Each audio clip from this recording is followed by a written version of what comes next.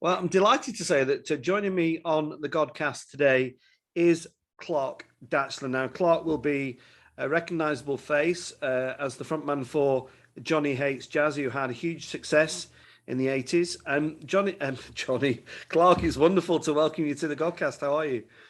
I'm good, thank you, Alex. Don't worry. A lot of people call me Johnny, even to this day. I'm very used to it. Whereabouts in the world are you today? Well, I'm actually in the village where I grew up, which is in Surrey, and I'm here because I've moved in with my mom, who's 94 years old, to look after her in her later years, which she does need some support. And I'm actually in the room. I've set up my studio in the room where I wrote the original Johnny Hates Jazz hits. So it's kind of a really interesting full circle journey to be here again, working on new material, but just looking over there at the piano, which you can't see obviously, the piano where I wrote Shattered Dreams and Turn Back the Clock. And so it's a vibey space. It's kind of a good thing to do. Good thing to do. Had you moved far away from Surrey before that?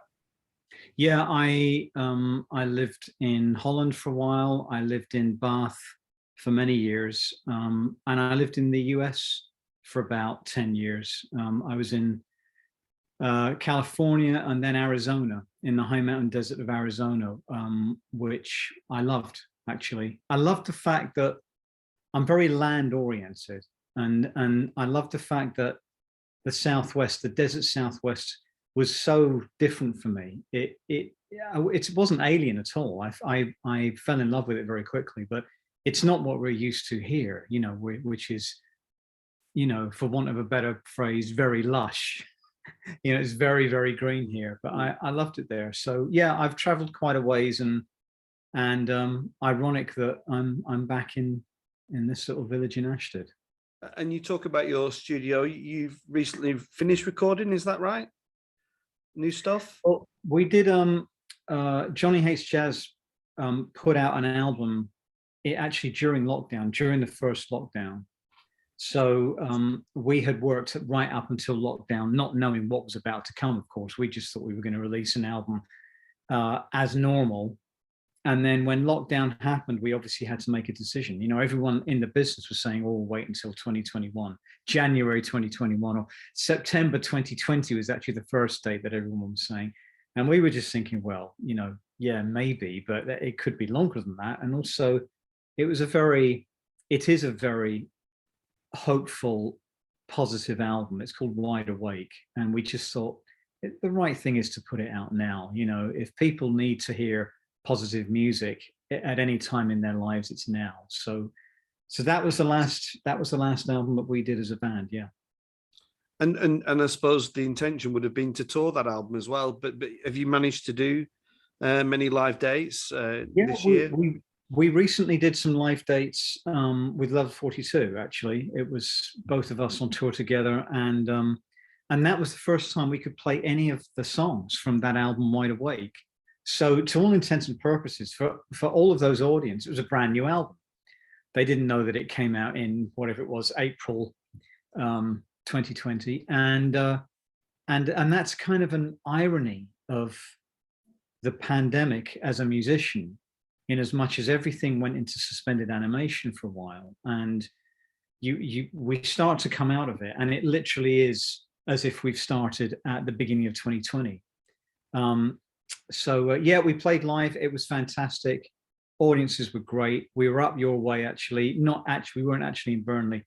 We were in Manchester, and I always gravitate to the north if I can. I love it up there. I love the people. I love the land.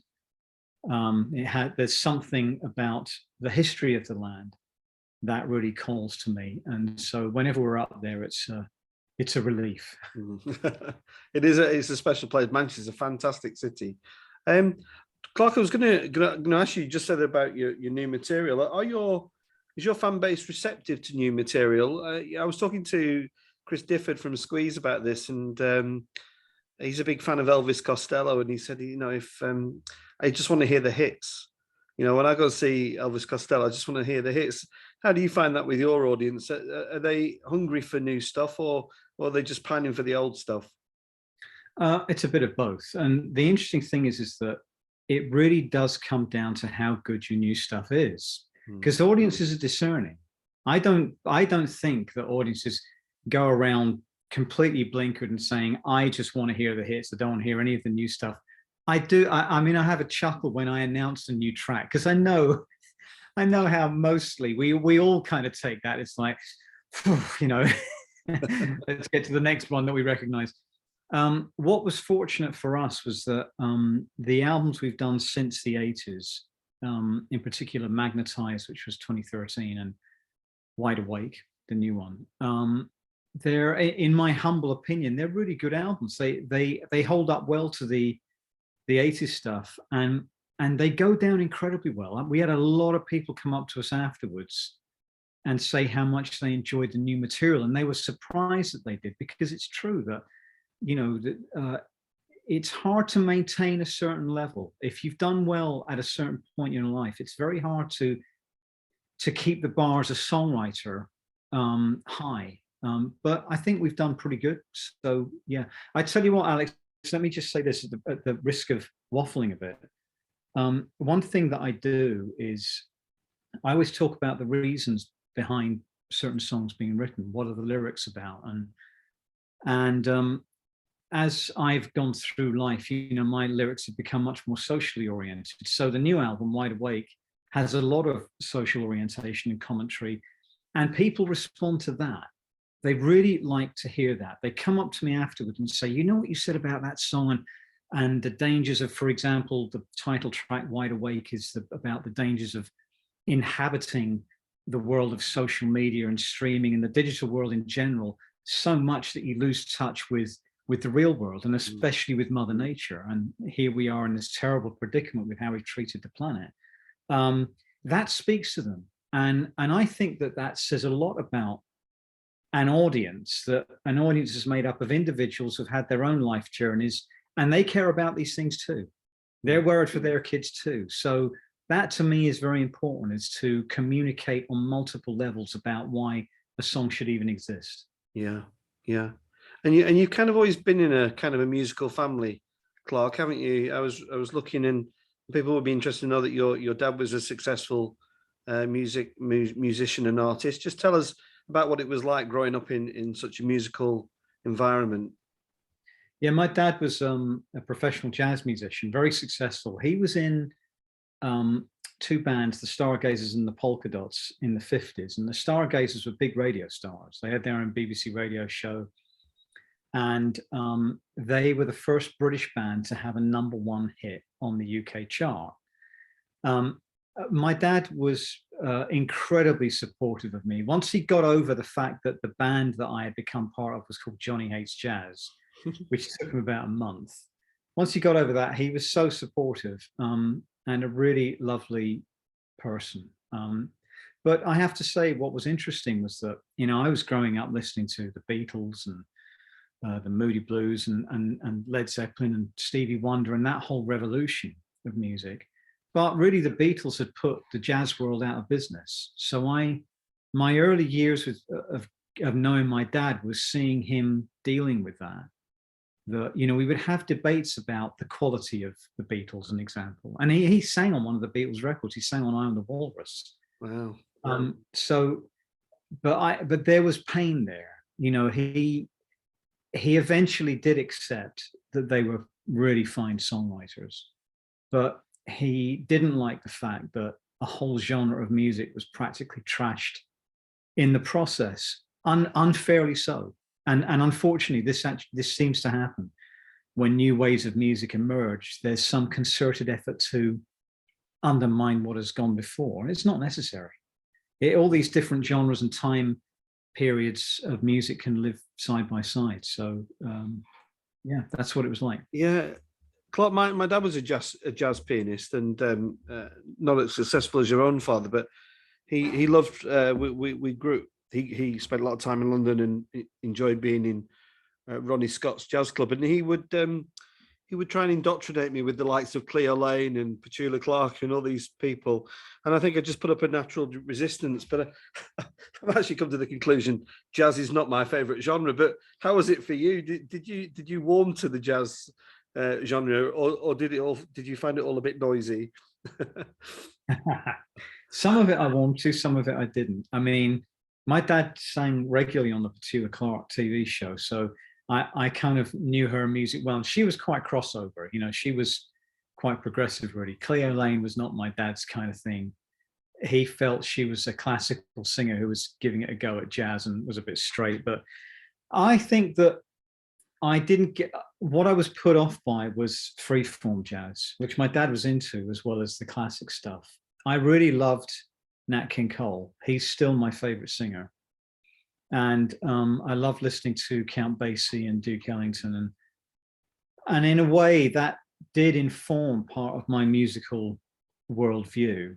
But it's not my favorite genre, I think. It's not. It's just, but I'm a great believer in lineage, and none of the music that I ended up truly loving could have existed without jazz having its day. Yeah, so I respect it very much for that. And you mentioned your beloved mum there, who you're caring for. Was she a musical influence, or did she participate in music as well, or was it just your father? It was mostly my father, and I think my mom actually had me and my two brothers earmarked for very different professions as well. She knew that music was precarious, so she was a bit worried from that standpoint. But no, it was mainly my dad, and although he didn't really understand what I got into, because when the 80s happened, and I quickly adopted electronic music. I mean, I really got into synths, as we all did, and he didn't really understand it. What he understood, though, was the effort put into songwriting that still happened in the 80s. You know, because we were all kids of the 70s and 60s, so those artists of the 70s and 60s taught us how to write songs.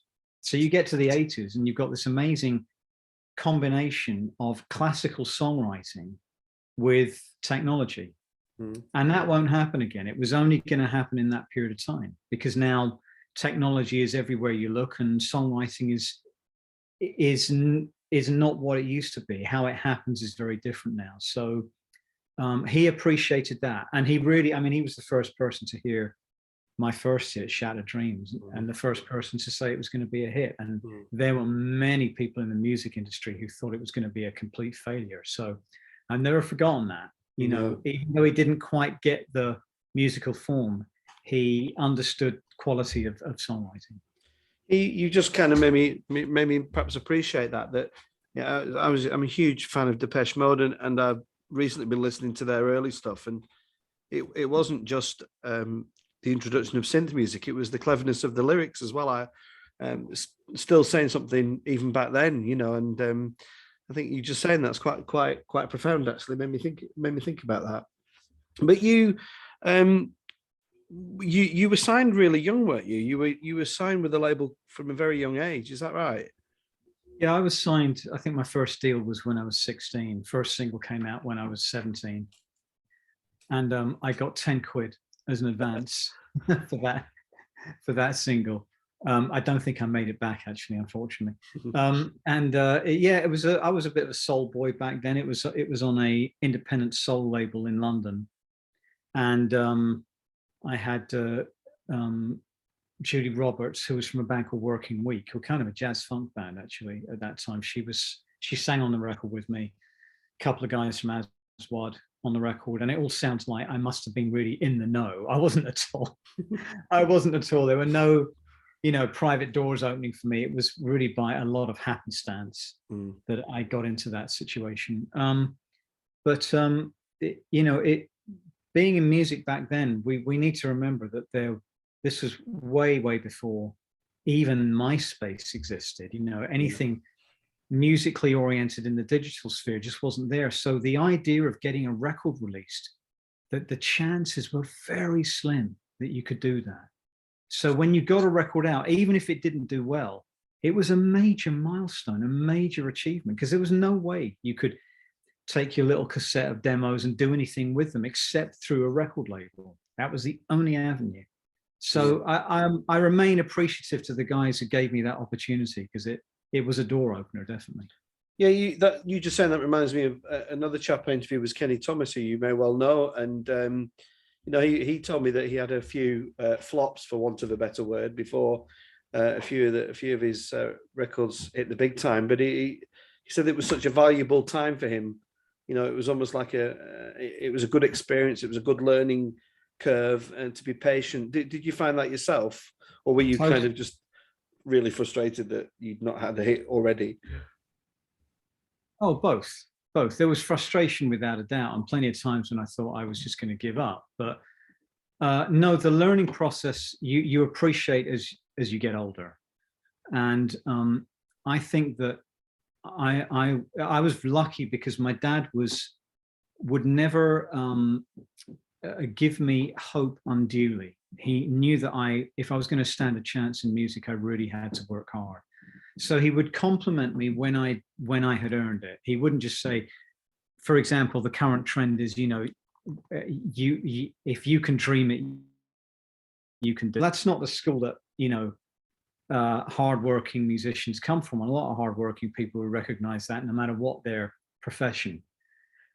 But also, I was taken under the wing of a very successful record producer called Mickey Most, who was at that time the most successful producer on the planet. He produced the Animals, the Yardbirds, Susie Quattro, Hot Chocolate, Donovan, Kim Wilde. You know, he was really, really successful, and he was a tough character.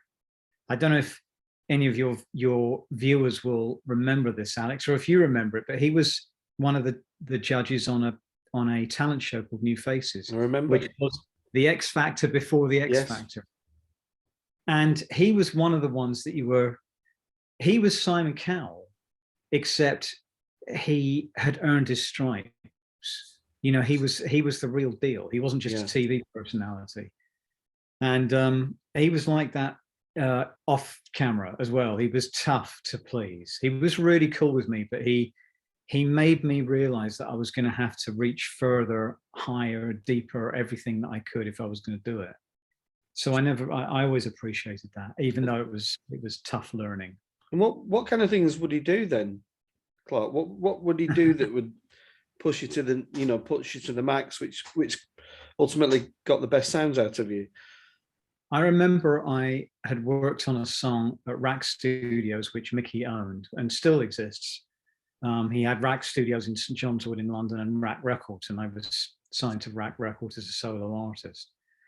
And I'd worked on a track, and actually the engineer on that track was Mike, who is my compadre in Johnny Hates Jazz, and he was an engineer at the studios at the time. And Mickey walked past the studio, and I quickly popped my head out and said, you know, Mick, would you have a quick listen to this? So he came in, and he was quite an imposing character. He had kind of long permed hair and dark aviators and leathers and everything. And he was a bit of a rock star. And he listened to it. And at the end, he just started laughing. And I kind of went pale. And he spoke the words back to me. I'm not going to tell you what the words were, but it was supposed to be quite a political song.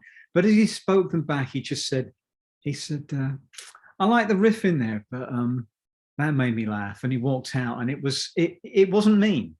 It was actually very gentle. And it was more a question of saying, come on, man, you know, pull your bootstraps up, you know, you got to do this. And there was no kind of weird tirade or anything. No.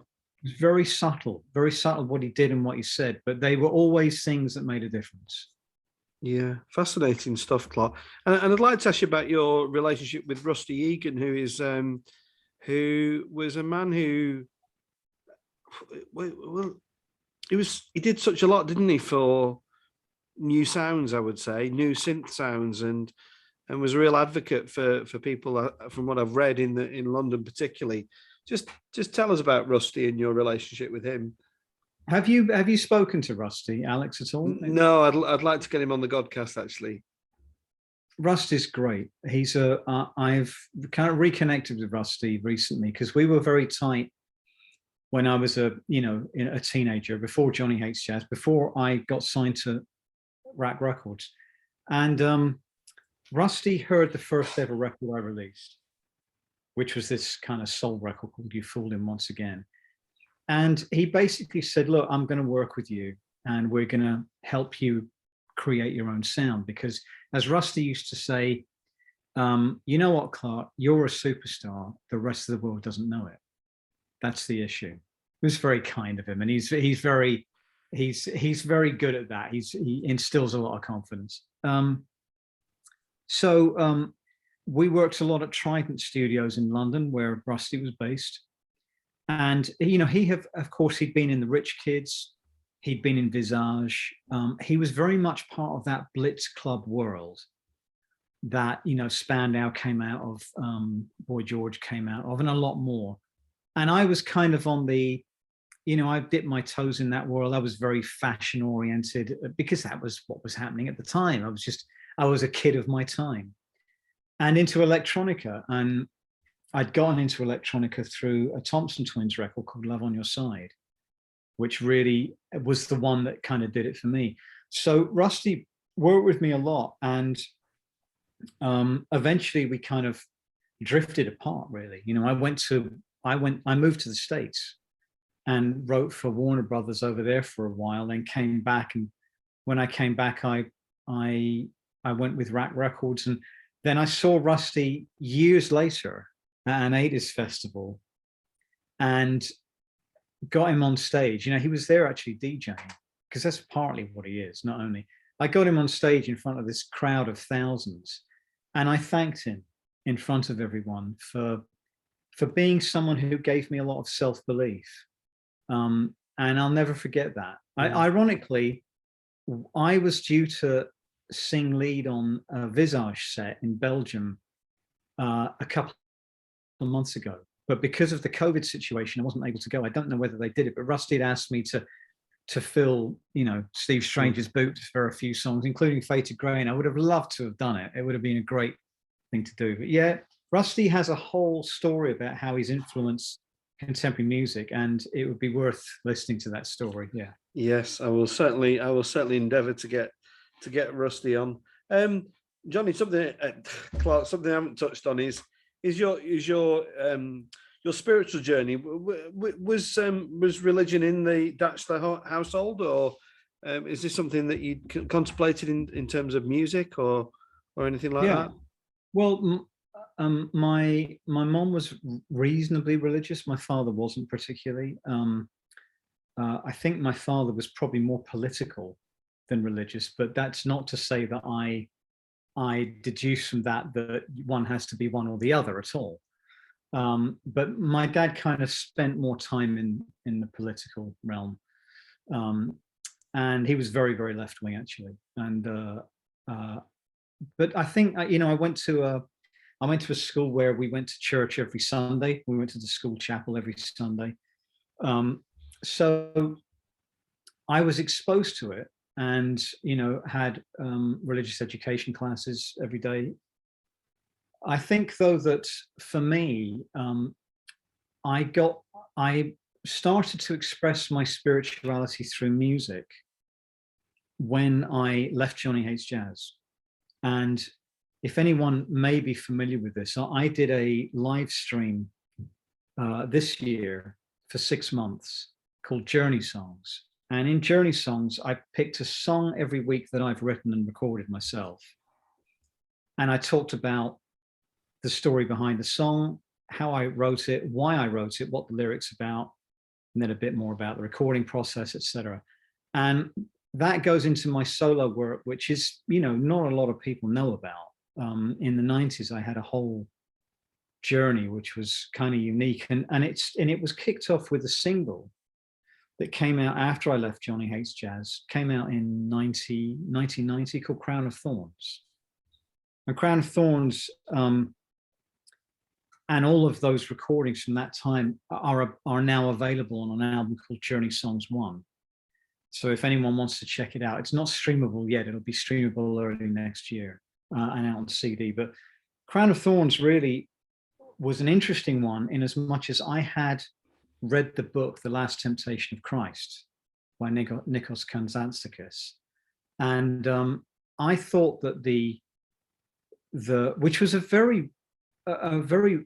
book that had great reverence for Jesus, probably more so than the movie did, because it was a very big movie when it came out, a Scorsese movie called The Last Temptation. But what touched me was the concept that what if Jesus had just been a mortal man? What is the power of his message just coming from, that perspective? And I was very touched by this. So the song actually didn't end up being about the book at all. It just got me thinking. And it was really a song in many ways that was appreciative of Jesus, but critical of aspects of organized religion. And weirdly, I remember when I submitted the album to Virgin, there were other songs on there, environmental songs, there were love songs, but they heard Crown of Thorns and they said that should be the single. And I said to them, I'm really glad you said that, but you're mad. That's a bit of that's not what people are expecting. This is not exactly Careless Whisper. But for people who like my solo music and are aware of it, that's still one of the best songs for them. And then because I was very involved in the environmental movement, I think my spirituality turned more towards something that was earth oriented. And that's a whole story in and of itself. But I spent a lot of time in the 90s exploring my own spirituality and ended up learning with a Native American elder. And really that was, to a large extent, from the perspective of what can we do to change our attitude towards the planet. It wasn't about rejecting something, it was about embracing something new to me. So it's fascinating stuff. Another musician I interviewed was a guy called John Bowden from the folk band Bellowhead, who turns out to love choral music, church music, but is a profound atheist, which I found a real interesting kind of dichotomy, really. But do you continue to explore religious music? Is it something that you have an interest in, or have you moved away from that these days? Or in terms of other people's religion? Whether it is Christian music, because there's some very thinking of a guy particularly called I lost you, Alex. Sorry. We'll just mute that. Sure. Yeah, so there's kind of some quite popular Christian artists knocking around in the UK at the moment. A guy called Matt Redman, who you might be familiar with, who is kind of it's almost like contemporary pop Christian music. But do you enjoy listening to different genres, Clark? Is it something you enjoy exploring? What's your kind of flavors at the moment? What are you finding interesting? Anything that's intelligent, I'll listen to, and that's quite pointed as a statement, because I think there's an awful lot of unintelligent music in the world at the moment, and part of the reason for that is that anyone can release anything these days. You can technically have released an album if it's on a streaming service, if it's on Spotify, and just by virtue of the fact it's there means you've released an album, but that doesn't say anything about how high or how low the bar is, the quality bar. And since the advent of streaming, all the way back to Napster and before, the bar has been kind of broken in two over someone's knee and thrown on the floor, as far as I'm concerned. So I'm really into music which is thoughtful and has something to say. I don't really care about the genre. If there's inquiry there, if there's questioning, searching of an intelligent nature in a way that affects us as humans, then I'm interested in it.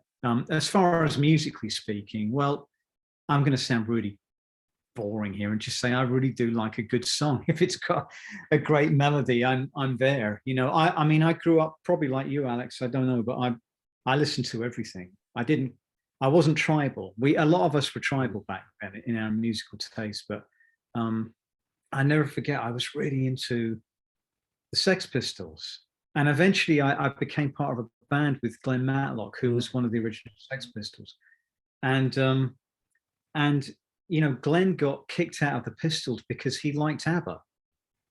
Well, I love ABBA as well as the Pistols, as well as Black Sabbath, as well as Stevie Wonder. I never saw a delineation there. It's just, Yeah. it was great music. So I'm kind of still like that, really. Yeah, yeah, me too. I was a bit tribal as a teenager, but I think that was just because I was a teenager, really. Yeah. Clark, it'd be your fans would be furious if I didn't mention we didn't talk briefly about Johnny Hates Jazz, which is. I was wondering what success was like for you. Was it something you enjoyed, or was it? Did it come with its downfalls? What's your kind of reflections on the peak of Johnny Hates Jazz success when you were selling records all over the world? I see it very differently now than I did then. But and I would like to say, because I don't know if anyone is familiar with the story, which a lot of people probably are not anymore. I left at a very inopportune moment. We were #2 in charts in the States, and I bowed out. And part of the reason was I didn't like how we were being promoted. I felt we were being limited by being perceived as a kind of a smash hits band in the UK. We weren't really perceived that way in the rest of the world. And we did have, as you said, Alex, we had success all around the world pretty much simultaneously. So I should have been thicker skinned, but I wasn't. And I took the criticism that we did have, I really took it to heart. I think the irony is that that I always felt that the people that I loved the most in music were people who had something to say, and also made great music along with that. And in a way, I think that that was where I wanted to head. I mean, our second hit was "I Don't Want to Be a Hero," which was an anti-war song, and I loved the fact that people would come up to you and they'd want to talk about it on the street. Oh, I heard your record on the radio the other day. Really love that. Is that what you're saying? You're saying, is this got an anti-war stance, or why did you turn back the clock? Why did you feel that way about your past and all this kind of thing? So I love that side of it, the people side of it. But there's no doubt that the only challenge about major successes is what it does to all of us internally and those around us. And if you're young and you don't have guidance, then that can become a difficult situation to be in. So actually, in some ways, me leaving was the right thing to do, because I didn't allow myself to go too far down that road. And was it an acrimonious parting of the waves? Did it take a while to reconcile and restore relationships? Yeah, it did, yes. Yeah, I didn't speak to the other guys for over 20 years. And then there used to be 3 of us in the band. There's now actually only 2. And the guy who's still in the band with me, Mike, when we met in Cambridge in an Italian restaurant, having not spoken for 22 years. And I remember walking in, feeling really quite uncomfortable. What was this going to be like? And we sat down opposite each other, and Mike said to me, "Hey, Clark, how you doing?" He's from the States, by the way. That's my slight American accent there. He said, "Hey, how you doing?" And I said, "Fine, how are you?" And we just started talking, and it really was one of those moments, very cliched, where you feel like you'd seen him a week before. And so we just picked up from where we left off, and older, wiser. No, there's always baggage there, because you can't help but go through such an experience and be unaffected. But we're big enough people to move beyond it. So it's been really good. And was there regret that it took 20 years? No, not really, because let's remember one thing, that even if we'd wanted to rekindle something in the 90s was very, very unkind to the 80s musically. I didn't tell anyone I was in Johnny Hates Jazz in the 90s. And the other guys were the same. And it's not personal to Johnny Hates Jazz. It's a lot of bands who went through that. And so it wasn't until the 2000s when it all got reappraised. And electronic music became popular again, and people wanted to know where it came from, that suddenly you could stick your head above the parapet. And so it kind of happened at the right time. Yeah, it's fine. And now you're back together. Is it more fun this time round? Yeah, it is a lot more fun. Yeah. Yeah, youth really is wasted on the young, as far as I'm concerned. It's a lot of fun because we have perspective now that Mm, comes with age. So yeah. if either one of us takes something too seriously, the other one will have something to say about it, and we generally have a blast. We get on really well, and we still really love the process of making music. So I really wish I'd had this brain and this spirit when I was younger, because I would have handled myself differently, definitely. Yeah. And you talk about that reevaluation of the 80s. I was looking on your website, noticed that you're going on a delightful cruise with the Human League, who I went to see on Friday in Manchester with somebody else you'd mentioned, with Tom Bailey from the Thompson Twins. And I must tell you, I kind of have this theory. Well, I don't just really want to go for nostalgia.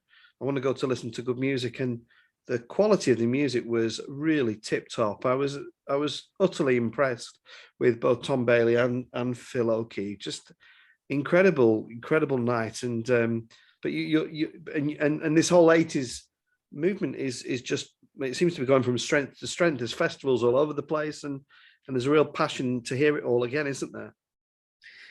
Yeah, and it's hard to know if that's going to fade with, as the audience who grew up with that music gets older. Um, and obviously there's a 90s revival now, but from what I've heard, it doesn't equal the popularity of the 80s revival, because you've got a generation of young people who know that it all came from the 80s. That was that we were the synth generation. It's not that we were so special. We just, as I said, we had that interesting combination of circumstance of, classical songwriting and technology, and it all happened then.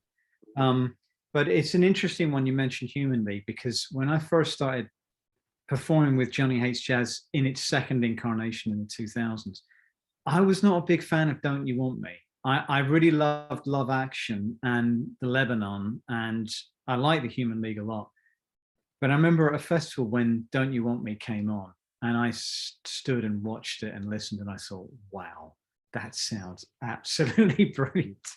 Yeah. So yeah, it's one of the great things about doing these festivals is listening to your peers and just reappreciating them, Yeah. because back in the day, Alex, we were all horribly competitive with one another, quite petty. Yeah. And now that's kind of gone. Everyone just enjoys seeing each other, and yeah. Yeah. And Clark, it's been wonderful talking to you, but I just wondered if you could offer some words of encouragement for young musicians. I went to the Tramlines Festival in Sheffield this year, and with the intent on listening to new music, and there is some fantastic bands, young bands out there. But I suppose in the 80s, if you sold a record, you could make a few quid, but there's not really that potential for these guys at the moment, is there? And what's your kind of best advice to these people who are making fabulous music, but maybe feel they're not being rewarded financially? Because I know that Spotify don't give anything, do they? There's not much money to be had. What would you say to these kids? Well, the first thing I'd say is don't rush to release music. Make sure you get it right. And when I say get it right, if you don't have anyone in your life to guide you in that way, you've got to guide yourself there. And you've got to say, there's a real, I think, desire to just get things out there and get it heard and viewed. And I would say just take your time there. It's better to release less than to release too much too quickly. I mean, an interesting example is a young artist called Orla Gartland. And if anyone wants to check her out, she's really taken her time. And by doing so, she's been noticed. So everything she does, she puts a little bit of extra effort into, and that's kind of working for her. She's still independent. Her streaming numbers are pretty good, whatever that means. I'm not really sure, to be honest. But I think the other thing is ask yourself a very simple question. Why do you want to do it? Because the world's in a really, really dreadful state right now. And if we need music to help us through it, at least to provide some kind of sense of direction. We need it now. And if we really are in an era where that's lacking, in chart music in particular. I need to say that, in chart music in particular. So I would think about that. Don't see music as over here as entertainment, and your political and spiritual views and psychological, philosophical views over here as something else. Because we never did from the 60s onwards. It was all part and parcel of the same thing. So I would say that really think about what you can do through the medium of music that will be of some benefit to the world. And I think you might find that actually stands you in good stead with people finding you, rather than if you're just a fabulous musician with a fabulous voice. That's all great. That's wonderful. But I would say that search for your reasoning behind doing it, and then try and express it musically and lyrically. Yeah. Thanks, Clark. And just to finish off, we're just a few weeks away from Christmas as we record this. Have you got a busy Christmas lined up, or are you intent on doing as little as possible? What's your plans? Well, the live stream that I was doing, I'm doing a one-off on the 19th, Journey Songs Winter Solstice Special. I call it. It's the closest I could get to the solstice. Obviously couldn't get to Christmas because no one was going to be watching on that day. And that's going to be that's always fun. A lot of people join me live, and I perform a couple of songs acoustically live and talk a lot about the 2 songs I'm going to be dealing with then. So that's a big focus. I'm really working for this album, Journey Songs 1, to come out. And I think more than anything for me, there's something about that period of time, the solstice Christmas period of time, when as much as I will love to see family and friends and all the rest of it, I find it a very introspective time. And I think that I'm going to make sure I allow myself a few moments to be truly introspective and be in tune with the seasons, I think, because it's, we're entering winter. It feels like winter already, doesn't it? And we're entering the depths of winter, and I kind of, it's a dreaming time in some ways. And so I'm going to be dreaming of how I'd like to see the coming year, not just for myself, but for the world. So I hope that doesn't sound glib, but that is going to be my focus this Christmas. No, that sounds like a wonderful metaphor to describe Advent. So thank you. And Clark, thank you for your time. It's been fascinating talking to you, listening to your musical and spiritual journey. And we send our love to you from beautiful Burnley up in Lancashire. And just if people want to catch this winter solstice item, just tell people how to do that, Clark. Yeah, if you want to join me for Journey Songs, it's on at 5 p.m. GMT, 5 p.m. UK time. And you can watch it on my Facebook page, Clark Datchler Official, or my YouTube page, Clark Datchler Official, youtube.com/Clark Datchler Official. And they're the best places to watch it, to be honest. And if you can get on there, starts at 5 o'clock. This one will probably last a good hour and a half, to be honest. Usually they last about an hour.